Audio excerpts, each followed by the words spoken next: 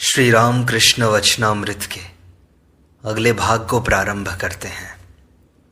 श्री राम कृष्ण ज्ञान बाबू को देखकर कहते हैं, क्यों जी, बड़े दिन बाद याद आई? यह क्या एकाएक ज्ञानोदय हो गया? ज्ञान बाबू कहते हैं, जी बड़े भाग्य से ज्ञानोदय होता है। श्री राम कृष्ण कहते हैं, तुम ज्ञानी होकर भी अज्ञानी क्यों हो? हाँ, मैं समझा, जहां ज्ञान है वहीं तो अज्ञान है। वशिष्ठ देव इतने ज्ञानी थे, परंतु लड़कों के शोक से वे भी रोए थे। अतएव तुम ज्ञान और अज्ञान के पार हो जाओ। पैरों में अज्ञान का कांटा लग गया है, उसे निकालने के लिए ज्ञान रूपी कांटे की जरूरत है। निकल जाने पर दोनों कांटे फेंक देने चाहिए। ज्ञान कहता है, यह संसार धोखा है, और जो ज्ञान और अज्ञान के पार चले गए हैं वे कहते हैं यह आनंद की कुटिया है। वह देखता है ईश्वर ही जीव जगत और 24 तत्व हुए हैं। उन्हें पा लेने पर फिर संसार में रहा जा सकता है, तब आदमी निर्लिप्त हो सकता है। उस देश में बढ़ई की औरतों को मैंने देखा है, ढेंकी में चूड़ा कूटती हैं, एक हाथ से धान चलाती हैं, दूसरे से बच्चे को दूध पिलाती हैं, साथ ही खरीदारों से भी बातचीत करती हैं। कहती हैं, तुम्हारे ऊपर 2 आने उधार हैं, दे जाना। परंतु उनका 12 आना मन हाथ पर ही रहता है कि कहीं ढेंकी न गिर जाए। 12 आना मन ईश्वर पर रखकर 4 आने से काम करना चाहिए इस संसार का। श्री राम कृष्ण आगे कहते हैं, जो नित्य में पहुंचकर लीला लेकर रहता है उसका ज्ञान पक्का है, उसकी भक्ति भी पक्की है। नारद आदि ने ब्रह्म ज्ञान के पश्चात भक्ति ली थी, इसी का नाम विज्ञान है। केवल ज्ञान शुष्क होता है, जैसे एकाएक फूट पड़ने वाले आतिशबाजी के अनार। कुछ देर फूल छूटने पर तुरंत फूट जाते हैं। नारद और सुखदेव का ज्ञान जैसे अच्छे अनार, थोड़ी देर एक तरह के फूल निकलते हैं, फिर बंद होकर दूसरी तरह के फूल निकलते हैं। नारद और सुखदेव आदि का ईश्वर पर प्रेम हुआ था। प्रेम सच्चिदानंद को पकड़ने की रस्सी है। अगले दिन एक साधक आया। साधक रामकृष्ण से कहता है कि महाराज, उपाय क्या है? श्री रामकृष्ण कहते हैं, गुरु की बातों पर विश्वास करना, उनके आदेश के अनुसार चलने पर ईश्वर के दर्शन हो सकते हैं। जैसे डोर अगर ठिकाने से लगी हुई हो तो उसे पकड़कर चलने से पते पर पहुंचा जा सकता है। साधक पूछता है कि क्या उनके दर्शन होते हैं? श्री राम कृष्ण कहते हैं, वे विषय बुद्धि के रहते नहीं मिलते। कामिनी और कांचन का लेश मात्र रहते, उनके दर्शन नहीं हो सकते। वे शुद्ध मन और शुद्ध बुद्धि से गोचर होते हैं। वह मन चाहिए जिसमें आसक्ति का लेश मात्र न हो। शुद्ध मन, शुद्ध बुद्धि और शुद्ध आत्मा, ये एक ही वस्तु है। साधक कहता है, परंतु शास्त्र में है, यथो वाचो निवर्तन्ते अप्राप्य मनसा सह। वे मन और वाणी से परे हैं। श्री राम कृष्ण कहते हैं, रखो इसे। साधना किए बिना शास्त्रों का अर्थ समझ में नहीं आएगा। भांग भांग चिल्लाने से क्या होता है? पंडित जितने हैं सर्राटे के साथ श्लोकों की आवृत्ति करते हैं, परंतु इससे होता क्या है? भांग जाए जितनी देह में लगा ली जाए, पर इससे नशा नहीं होता। नशा लाने के लिए तो भांग पीनी ही चाहिए। दूध में मक्खन है, दूध में मक्खन है। इस तरह चिल्लाते रहने से क्या होता है भला?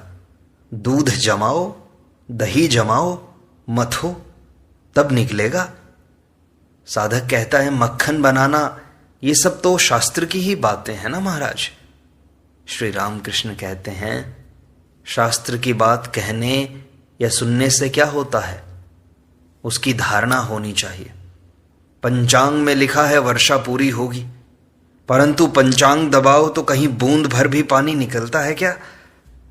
साधक कहता है मक्खन निकालना बतलाते हैं, आपने निकाला है क्या मक्खन?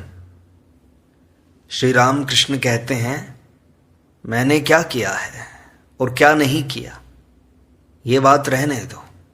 और ये बातें समझाना बड़ा मुश्किल है। कोई अगर पूछे कि घी का स्वाद कैसा है तो कहना पड़ता है जैसा है वैसा ही तो है। यह सब समझना हो तो साधुओं का संग करना चाहिए। कौन सी नाड़ी कफ की है, कौन सी पित्त की और कौन सी वायु की, इसके जानने की अगर जरूरत हो तो सदा वैद्य के साथ रहना चाहिए। साधक कहता है दूसरे के साथ रहने में कोई आपत्ति करते हैं। श्री राम कृष्ण कहते हैं वह ज्ञान के बाद, ईश्वर प्राप्ति के बाद की अवस्था है। पहले तो सत्संग चाहिए ही ना। साधक थोड़ी देर चुप हो गया। कुछ देर बाद कहता है आपने उन्हें जाना? कहिए, प्रत्यक्ष रूप से हो या अनुभव से। इच्छा हो और आप कह सकें तो कहिए, नहीं तो मत कहिए। बताओ क्या आपने जाना है उनको? श्री राम कृष्ण मुस्कुराते हुए कहते हैं क्या कहूं, आभास मात्र कहा जा सकता है उसका तो। साधक कहता है वही कहिए। श्री राम कृष्ण कहते हैं आभास मात्र ही है, कुछ समझ न पाओगे। अगले दिन श्री राम कृष्ण को भावावेश होकर समाधि लग गई। समाधि से बाहर आने के बाद वे कहते हैं भगवान वेद विधि के पार हैं। क्या वेद, वेदांत और शास्त्रों को पढ़कर कोई उन्हें प्राप्त कर सकता है? वेदों में तो उसका आभास मात्र है। एक भक्त कहते हैं महाराज नाम करने पर मेरी देह हल्की पड़ जाती है। श्री राम कृष्ण कहते हैं वे पाप का हरण करते हैं, इसलिए उन्हें हरि कहते हैं। और चैतन्य देव ने इस नाम का प्रचार किया था, अतएव अच्छा है। देखो चैतन्य देव कितने बड़े पंडित थे और वे अवतार थे, उन्होंने इस नाम का प्रचार किया था, अतएव यह बहुत ही अच्छा है। कुछ किसान एक न्योते में गए थे। भोजन करते समय उनसे पूछा गया तुम लोग आमड़े की खटाई खाओगे? उन्होंने कहा बाबुओं ने अगर उसे खाया हो तो हमें भी देना। मतलब यह है कि उन्होंने खाया होगा तो वह चीज अच्छी ही होगी। श्री राम कृष्ण महेंद्र आदि से कहते हैं आप लोग आते हैं, जब सुनता हूं कि इससे कुछ उपकार होता है तब मन बहुत अच्छा रहता है। मास्टर से कहते हैं यहां आदमी क्यों आते हैं, वैसा पढ़ा लिखा भी तो नहीं हूं मैं। मास्टर कहते हैं जी कृष्ण जब स्वयं सब चरवाहे और गौएं बन गए ब्रह्मा के हर लेने पर, तब चरवाहों की माताएं नए बच्चों को पाकर फिर यशोदा के पास नहीं गईं। श्री राम कृष्ण कहते हैं तो इससे क्या हुआ? मास्टर कहते हैं कि ईश्वर स्वयं ही चरवाहे बने थे कि नहीं, इसलिए उनमें इतना आकर्षण था। ईश्वर की सत्ता रहने से ही मन खिंच जाता है। श्री राम कृष्ण कहते हैं यह योग माया का आकर्षण है, वह जादू डाल देती है। जटिला के डर से बछड़े को उठाए हुए सुबल का रूप धरकर राधिका जा रही थी। जब उन्होंने योग माया की शरण ली तब जटिला ने भी उन्हें खूब आशीर्वाद दिया। हरि की सब लीलाएं योग माया की सहायता से ही हुई थी। गोपियों का प्यार क्या है, पर किया रति है। कृष्ण के लिए गोपियों को प्रेमोन्माद हुआ था, अपने स्वामी के लिए इतना नहीं होता। अगर कोई कहे कि अरे तेरा स्वामी आया है तो कहती हैं आया है तो आए, खुद भोजन कर लेगा। परंतु अगर दूसरे पुरुष की बात सुनती है कि बड़ा रसिक है, बड़ा सुंदर है और रस पंडित है, तो दौड़कर देखने के लिए जाती हैं और ओठ से झांक कर देखती हैं। अगर कहो कि उन्हें तो हमने देखा ही नहीं, फिर गोपियों की तरह उन पर चित्त कैसे रमे? तो इसके लिए यह कहना होगा कि सुनने पर भी वह आकर्षण होता है। एक गाने में कहा है बिना जाने ही उनका नाम मात्र सुनकर मन उनमें आकर लिप्त हो गया। एक भक्त कहते हैं, अच्छा जी, वस्त्र हरण का क्या अर्थ है? श्री रामकृष्ण कहते हैं, 8 पाश हैं। गोपियों के सब पाश छिन्न हो गए थे, केवल लज्जा बाकी थी, इसलिए उन्होंने उस पाश का भी मोचन कर दिया। ईश्वर प्राप्ति होने पर सब पाश चले जाते हैं। ईश्वर पर सबका मन नहीं लगता। आधारों की विशेषता होती है, संस्कार के रहने से होता है। नहीं तो बाग बाजार में इतने आदमी थे, उनमें केवल तुम सभी यहां आए हो, ऐसा कैसे? ये संस्कार का ही तो खेल है। मलय पर्वत की हवा के लगने पर सब पेड़ चंदन के हो जाते हैं। सिर्फ पीपल, बट, सेमर, ऐसे ही कुछ पेड़ चंदन नहीं बनते। तुम लोगों को रुपए पैसे का कुछ अभाव थोड़े ही है। योग भ्रष्ट होने पर भाग्यवानों के यहां जन्म होता है, इसके पश्चात फिर वह ईश्वर के लिए तपस्या करता है। महेंद्र कहते हैं, मनुष्य क्यों योग भ्रष्ट होता है? श्री रामकृष्ण कहते हैं, पूर्व जन्म में ईश्वर की चिंता करते हुए एकाएक भोग करने की लालसा हुई होगी। इस तरह होने पर योग भ्रष्ट हो जाता है और दूसरे जन्म में फिर उसी के अनुसार जन्म होता है। महेंद्र कहते हैं, इसके बाद उपाय क्या है? श्री रामकृष्ण कहते हैं, कामना के रहते, भोग की लालसा के रहते मुक्ति नहीं होती। इसलिए खाना, पहनना, रमण करना सब कर लेना। तुम क्या कहते हो? स्वकीया के साथ या परकीया के साथ? भगवान के साथ रमो केवल। श्री रामकृष्ण कहते हैं, भोग लालसा का रहना अच्छा नहीं, इसीलिए मेरे मन में जो कुछ उठता था मैं कर डालता था। बड़ा बाजार के रंगे संदेश खाने की इच्छा हुई, इन लोगों ने मंगा दिया, मैंने खूब खाया, फिर बीमार पड़ गया। लड़कपन में गंगा नहाते समय एक लड़के की कमर में सोने की करधनी देखी थी। इस अवस्था के बाद उस करधनी के पहनने की इच्छा हुई, परंतु अधिक देर रख सकता ही न था। करधनी पहनी तो भीतर से सरका कर हवा ऊपर की ओर चढ़ने लगी। देह में सोना छू गया ना। जरा देर रखकर उसे खोल डाला, मुझे पसंद नहीं आई। मेरा दम घुटने लगा, नहीं तो उसे तोड़ डालना पड़ता। मैंने निकाल दिया उसे। शंभू के चंडी गीत सुनने की इच्छा हुई थी। उसके सुन लेने के बाद फिर राजनारायण के चंडी गीतों को सुनने की इच्छा हुई। उसके गीतों को भी मैंने सुना। उस समय बहुत से साधु आते थे। इच्छा हुई कि उनकी सेवा के लिए एक अलग भंडार किया जाए। सेजो बाबू ने वैसा ही किया। उसी भंडार से साधुओं को सीधा लकड़ी आदि सब दिया जाता था। एक बार जी में आया कि खूब अच्छा जरी का साज पहनूं और चांदी की गुड़गुड़ी में तंबाकू पीऊं। सेजो बाबू ने नया साज, गुड़गुड़ी आदि सब भेज दिया। साज पहना, गुड़गुड़ी कितनी ही तरह से पीने लगा। एक बार इस ओर से, एक बार उस ओर से, खड़ा होकर, बैठकर। तब मैंने कहा कि हे मन, देख ले, इसी का नाम है चांदी की गुड़गुड़ी में तंबाकू पीना। बस इतने ही से गुड़गुड़ी क्या त्याग हो गया। साज थोड़ी देर में खोल डाला, पैरों से उसे रौंदने लगा। कहा, इसी का नाम है साज। इसी पोशाक के कारण रजोगुण बढ़ता है। बलराम के साथ राखाल वृंदावन में है। पहले पहल वे वृंदावन की बड़ी तारीफ करके चिट्ठी लिखते थे। मास्टर को चिट्ठी लिखी थी, यह बड़ी अच्छी जगह है, मोर नाचते रहते हैं और नृत्य गीत सदा ही आनंद होता है। इसके पश्चात उन्हें बुखार आया, वृंदावन का बुखार। श्री रामकृष्ण को बड़ी चिंता रहती है। उनके लिए चंडी के नाम पर उन्होंने मन्नत की है। श्री रामकृष्ण राखाल की बातें कर रहे हैं। वे कहते हैं, यहां बैठकर पैर दबाते समय राखाल को पहले पहल भाव हुआ था।